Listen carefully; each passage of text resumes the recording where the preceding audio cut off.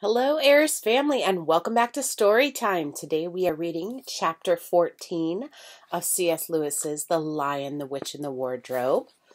If you'll recall, last time we had just learned about the deep magic from the dawn of time, and the witch had given up her claim on Edmund, and we don't know why. But I think we might find out a little bit about that. I'm a little nervous, though, because Chapter 14 is called The Triumph of the Witch, and that means that she believes she has gotten something good. So I'm a little concerned. So let's find out what's going on today. As soon as the witch had gone, Aslan said, "We must move from this place at once. It will be wanted for other purposes. We shall encamp tonight at the fords of Baruna." Of course, everyone was dying to ask him how he had arranged matters with the witch, but his face was stern, and everyone's ears were still ringing with the sound of his roar, and so nobody dared ask. After a meal, which was taken in the open air on the hilltop, for the sun had got strong by now and dried the grass, they were busy for a while taking the pavilion down and packing things up. Before 2 o'clock they were on the march and set off in a northwesterly direction, walking at an easy pace, for they had not far to go. During the first part of the journey, Aslan explained to Peter his plan of campaign. A campaign means his plan on how he's going to handle the coming battle with the witch, the coming fight or almost even a game with the witch. "As soon as she has finished her business in these parts," he said, "the witch and her crew will almost certainly fall back to her house and prepare for a siege. You may or may not be able to cut her off and prevent her from reaching it." He then went on to outline 2 plans of battle, one for fighting the witch and her people in the wood, and another for assaulting her castle. So he thinks there might be 2 ways that they're going to fight. And all the time he was advising Peter how to conduct the operation, saying things like, "You must put your centaurs in such and such a place," or "You must post scouts to see that she doesn't do so and so," till at last Peter said, "But you will be there yourself, Aslan." "I can give you no promise of that," answered the lion, and he continued giving Peter his instructions. For the last part of the journey, it was Susan and Lucy who saw most of him. He did not talk very much, and seemed to them to be sad. It was still afternoon when they came down to a place where the river valley had widened out, and the river was broad and shallow. This was the fords of Varuna, and Aslan gave orders to halt on this side of the water. But Peter said, "Wouldn't it be better to camp on the far side, for fear she should try a night attack or anything?" Aslan, who seemed to have been thinking about something else, roused himself with a shake of his magnificent mane and said, "Eh, what was that?" And Peter said it all over again. "No," said Aslan in a dull voice, as if it didn't matter. "No, she will not make an attack tonight." And then he sighed deeply. But presently he added, "All the same, it was well thought of, and that is how a soldier ought to think, but it doesn't really matter." So they proceeded to pitch their camp. Aslan's mood affected everyone that evening. Peter was feeling uncomfortable, too, at the idea of fighting the battle on his own. The news that Aslan might not be there had come as a great shock to him. Supper that evening was a quiet meal.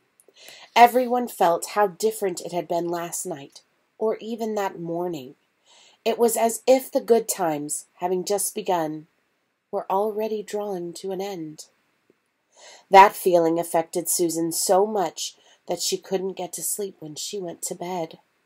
And after she had lain counting sheep and turning over and over, She heard Lucy give a long sigh and turn over just beside her in the darkness. "Can't you get to sleep either?" asked Susan. "No," said Lucy. "I thought you were asleep. I say, Susan." "What?" "I've a most horrible feeling, as if something were hanging over you." "Have you? Because as a matter of fact, so have I." "Something about Aslan," said Lucy. "Either some dreadful thing that is going to happen to him, or something dreadful that he's going to do." "There's been something wrong with him all afternoon," said Susan. "Lucy, what was that he said about not being with us at the battle? You don't think he could be stealing away and leaving us tonight, do you?" "Where is he now?" said Lucy. "Is he here in the pavilion?" "I don't think so. Susan, let's go outside and have a look round. We might see him." "All right, let's," said Susan. "We might just as well be doing that as lying awake here." Very quietly, the two girls crept their way among the other sleepers and snuck out of the tent. The moonlight was bright, and everything was quite still, except for the noise of the river clattering over the stones. Then Susan suddenly caught Lucy's arm and said, "Look!" On the far side of the camping ground, just where the trees began, they saw the lion slowly walking away from them into the wood. Without a word, they both followed him. He led them up the steep slope out of the river valley, and then slightly to the left, apparently by the very same route which they had used that afternoon in coming from the hill of the stone table. On and on he led them, into dark shadows and out into pale moonlight, getting their feet wet with the heavy dew. He looked somehow different from the Aslan they knew. His tail and his head hung low, and he walked slowly as if he were very, very tired. Then, when they were crossing a wide open place where there were no shadows for them to hide in, he stopped and looked round. It was no good trying to run away, so they came towards him, and when they were closer, he said, "Oh, children, children, why are you following me?" "We couldn't sleep," said Lucy, and then felt sure that she need say no more, and that Aslan knew all that they had been thinking. "Please, may we come with you, wherever you're going?" said Susan. "Well," said Aslan, and he seemed to be thinking, and then he said, "I should be glad of company tonight. Yes, you may come, if you will promise me to stop when I tell you, and after that leave me to go on alone." "Oh, thank you, and we will," said the two girls. Forward they went again, and one of the girls walked on each side of the lion.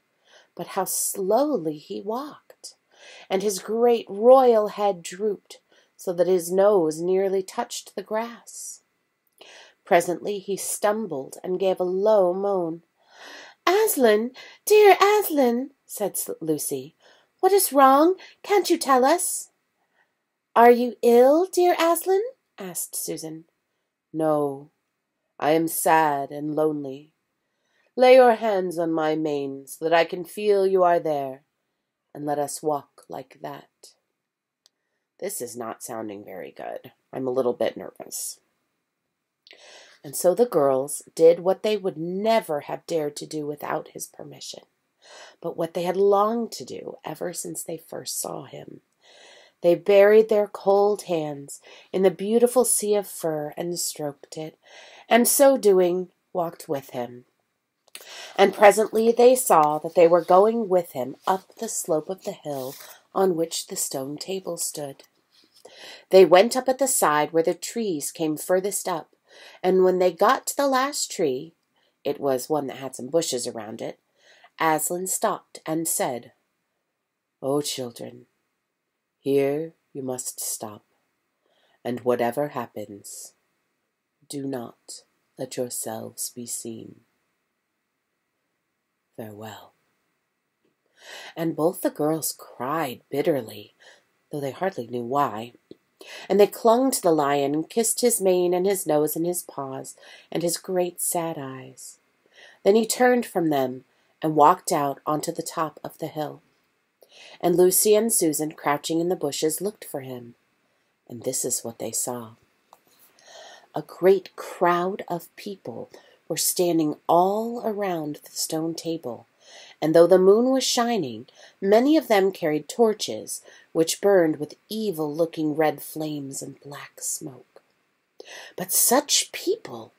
Ogres with monstrous teeth, and wolves, and bull-headed men, spirits of evil trees and poisonous plants, and other creatures whom I won't describe, because if I did, the grown-ups would probably not let you read this book. Cruels and hags and incubuses, wraiths and horrors, ifrits and sprites, orkneys and woozies and Etons. In fact, here were all those who were on the witch's side, and whom the wolf had summoned at her command. And right in the middle, standing by the table, was the witch herself. A howl and a gibber of dismay went up from the creatures when they first saw the great lion pacing towards them, and for a moment the witch herself seemed to be struck with fear. Then she recovered herself and gave a wild, fierce laugh. "Ha! The fool!" she cried. "The fool has come, bind him fast." Lucy and Susan held their breaths, waiting for Aslan's roar and his spring upon his enemies.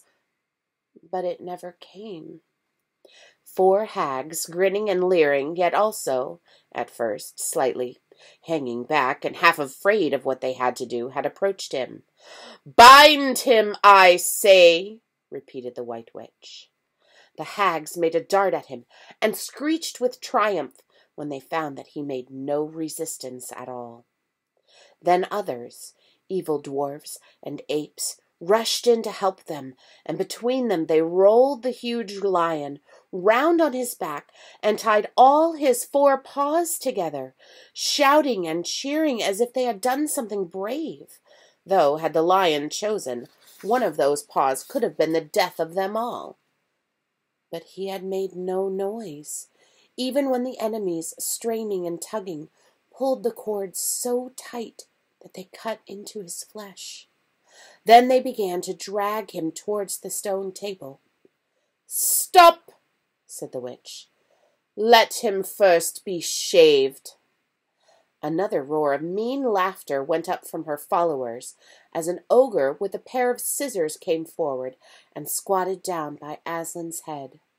Snip, snip, snip went the shears, and masses of curling gold fur began to fall to the ground.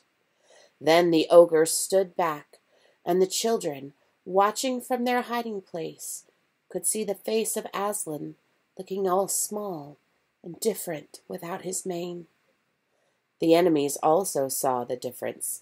"Why, he's only a great cat after all!" cried one. "Is that what we were afraid of?" said another. And they surged around Lion, jeering at him, saying things like, "Aw, little kitty cat! How many mice have you caught today, kitty? Would you like a saucer of milk, little pussy cat?" "Oh, how can they?" said Lucy.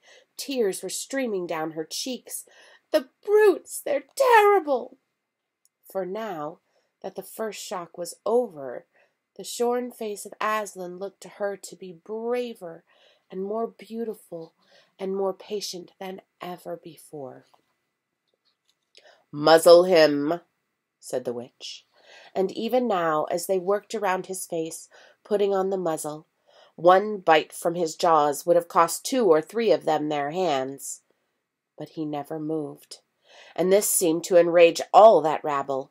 Everyone was at him now. Those who had been afraid to come near, even after he was bound, began to find their courage, and for a few minutes the 2 girls could not even see him, so thickly was he surrounded by the whole crowd of creatures, kicking him and hitting him and spitting on him and jeering at him. At last, the rabble had had enough of this. They began to drag the bound and muzzled lion to the stone table, some pulling and some pushing. He was so huge that even when they got him there, it took all their efforts to hoist him onto the surface of it. Then there was more tying and tightening of cords. "The cowards! The cowards!" sobbed Susan.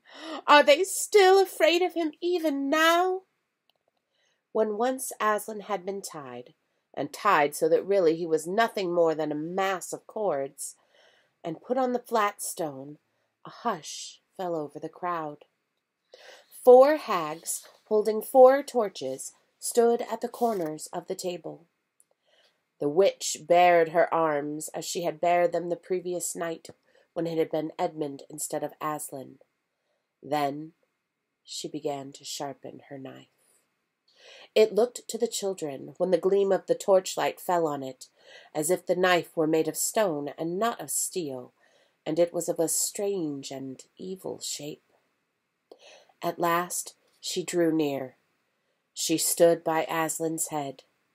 Her face was working and twitching with passion, but his looked up at the sky, still and quiet, neither angry nor afraid, but a little sad. Then, just before she gave the blow, she stooped down and said in a quivering voice, "And now, who has won? Fool, did you think by this you would save the human traitor? Now I will kill you instead of him, as our pact was, and so the deep magic will be appeased. But when you are dead, what will prevent me from killing him as well? And who will take him out of my hand then? Understand that you have given me Narnia forever. You have lost your own life, and you have not saved his. In that knowledge, despair and die." The children did not see the actual moment of the killing. They couldn't bear to look, and had covered their eyes.